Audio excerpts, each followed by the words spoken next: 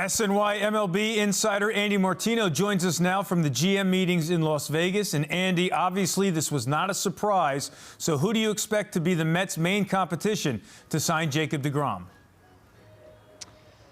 Well, the speculation in the industry around deGrom, Eamon, all year really, and to be clear, it is all speculation because deGrom himself has not said where he wants to play or what his intentions are. But having said that, a lot of people around the player who've known him well for a long time think that he wants to take a good hard look at teams that are closer to his Florida home. There's been a lot of talk about deGrom wanting to play for the Braves at some point in his career. And then, of course, there's the Texas Rangers, who appear positioned to spend a lot of money for a second straight winter. They just hired Bruce Bochy as their manager. They're obviously in win-now mode, so that could be a threat to the Mets. You'd have to think that the Dodgers and other moneyed clubs would check in. But in terms of what the Mets have seen as their biggest threats for deGrom, probably those two teams that are closer to Florida, Texas and Atlanta. The Mets already have one starter making $43 million a year. They now have a closer making more than $20 million a year. So, Andy, what is it going to take to keep deGrom in that staff?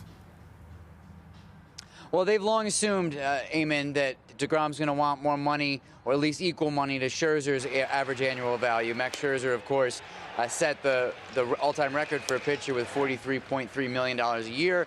The Mets gave him last winter. Between that and Francisco Lindor's contract the year before, and with the Yankees gave Garrett Cole the $324 million. These things have added up for deGrom, where he said, I think, to people around him, hey, not in these exact words, but conveyed, I've been the best pitcher in baseball for a while. These other players are getting paid more than me, so you have to assume that he's going to want to be at that level. The question is going to be, of course, if the offers are going to be there at that level after he's had such a hard time getting on the mound for the past 2 seasons. All right, Andy, now let's change the topic. Plenty of buzz on the Twitterverse about the Mets having interest in signing Trea Turner. How realistic is that? Well, there's going to be that buzz, of course, because the Mets have always money to spend under Steve Cohen.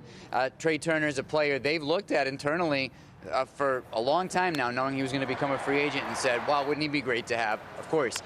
We've seen him for years in Washington, obviously out in L.A. the last year and a half. One of the better players in baseball, one of the speedier, complete players, great defender.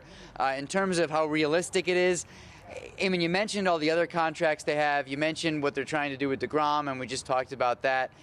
I have a hard time seeing even Cohen paying all these people, and then including Trea Turner. Now, if deGrom signs somewhere else, all of a sudden there's a lot of money there in the budget that's not spoken for. So I'd be interested to see how the deGrom situation breaks before getting too serious about the Mets and Turner. But I wouldn't rule it out either. I wouldn't ever rule out anything when Steve Cohen owns the team. Yeah, he has a tendency to have no problem breaking out that checkbook. Andy Martino joining us from the GM meetings in Las Vegas. Andy, we appreciate the time.